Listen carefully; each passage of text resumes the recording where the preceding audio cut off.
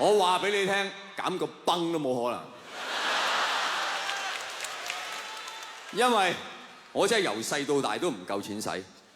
其實呢個係一個幸運嚟嘅，唔似你哋要瞓街嚇，有3日冇食過嘢啊，係嘛？但係我唯一嘅不幸就係今日都唔夠錢使。不過我唔係從來都唔夠錢使㗎嚇，我係試過使唔晒。係我啱啱出嚟做嘢嗰陣時，我每個月有3000蚊人工。你調整翻通脹啊咁樣啦，係咁上下啦。我啲清朝人係咪先？3000蚊人工，我同我朋友租間房 ，OK， 2張床，每個月使千零蚊。食飯大排檔必然㗎啦，一個叉燒飯加個例湯10零蚊。只要嗰陣時我用廁紙用得小心啲，即係翻到公司先去廁所咧，我每個月可以儲成500蚊。3000蚊儲500蚊，係啊！嗰陣時我最擔心，你知唔知係咩啊？即係如果我有6000蚊，我真係唔知點使。啊，夥計，俾個雙層叉燒飯俾我。係咪啦？雙層叉燒中間加多層叉燒。簡單啲，3層叉燒飯，走飯。當然喺嗰陣時，各位即係咁樣嘅工資水平，仍然能夠維持到有錢剩，主要係靠我個人有堅持。唔俾家用，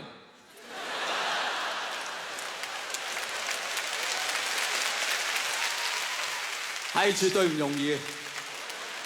你阿媽每日都會問你點解唔俾家用？點解唔俾家用啊？我每次都要多謝 Beyond， 我就會望住我阿媽對眼，是你多麼溫馨的目光，叫我堅毅望着前路，3000咋咁少，不應放棄。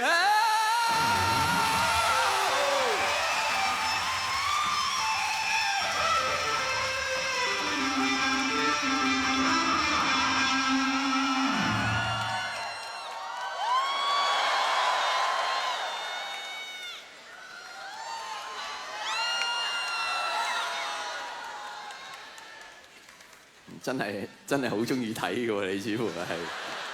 你喺邊間71做啊？我去買支水飲俾你睇下。各位，跟住落嚟咧，就可能要大家用下腦啦。嗱，跟住落嚟係一條數學上嘅難題，係數學史上最大嘅謎題。嗱，一個人佢有3000蚊人工，佢可以剩500蚊。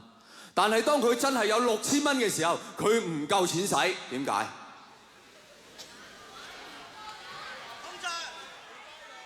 醒目啊！嗱，呢醒目仔啦，係啦，你因為你再冇理由唔俾家用啦嘛，係咪？因為你阿媽都有一條數學嘅定理啊嘛，叫做叉燒定理。OK， 即係如果一個人 OK， 你嘅人工係多過5000蚊，你再唔俾家用，係等於生夠。冇錯，但係有好多人都知道㗎。當一個人俾得越多家用咧，佢翻屋企食飯嘅次數亦都越多。呢個亦都係所謂嘅高等數學理論裡面嘅維彼平衡法。OK， 而有啲人咧係可以維彼到唔平衡啊，即係佢俾咗家用之後，佢可以食突翻啊。然後佢阿媽會警告佢：你以後唔好再俾家用啊。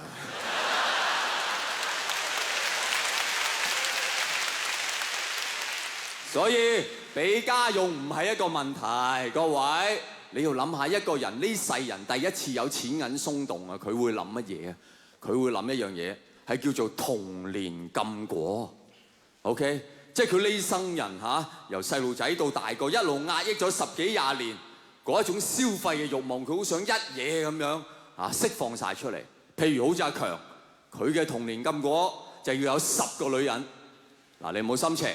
佢係想有10個女人分成2隊打籃球，佢可以對住佢哋吹雞。佢話能夠不停咁對住10個女人吹雞咧，係快樂過有10個老婆，因為你有10個老婆，只不過係有10個女人不停咁對住你吹雞。各位，我簡單好多，我嘅童年禁果係只係想有一個自己嘅地方，同埋養一隻狗。個問題係，我隻狗唯一一個嗜好就係咬爛我個地方，而佢又唔係咩都咬嘅，佢係唔會咬啲銀包，佢只會咬爛銀包裡面啲銀紙。佢永遠都會放個銀包一條生路，等你入過啲銀紙入去，佢再咬過。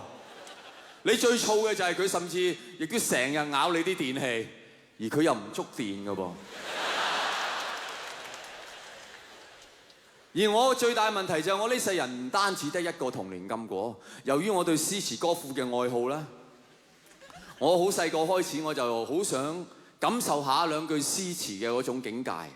嗰兩句嘢就係花天酒地，夜夜笙歌。嗱，你唔好搞錯，我係講緊，如果你能夠去到卡拉 OK 埋單嘅時候，第一個企起身，大家唔好爭。然後睇都唔睇張單，攞張黑卡出嚟 ，OK， 就咁掉咗出去，唔使找啊！呢一啲就叫做花天酒地。如果你每一次埋單都要熬醒你啲朋友，唔好扮嘢啊！仲差一份啊！呢啲就唔係叫做花天酒地，呢啲係叫做呼天搶地。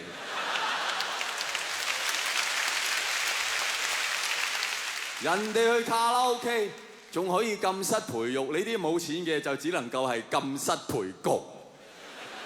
而你知嘅局來局去都係嗰幾個主題嘅啫嘛，事業嘅停滯，感情嘅無謂，養隻狗都咁貴，揾多咗反而唔夠錢使。點解？因為你揾多咗，你都係得6000蚊啊嘛，係有條數學定理㗎。如果你加咗人工都唔過8000蚊，你加咗人工係衰過唔加，呢條係叫做黃子華定理。有數學根底嘅人，我可以講個數學嘅表現俾你聽，就係 x 加 y 係細過8000，x 加 y 係細過 x。OK， 好勁㗎，係真係。你唔明唔緊要啊，明嗰啲人知道好勁啊。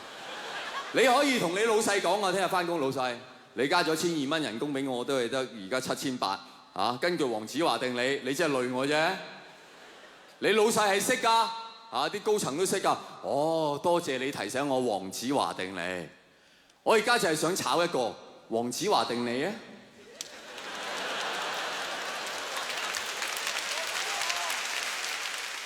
有好多人係唔明係咩咧？咩意思啊？啱啱呢幾句嘢我諗咗3個禮拜。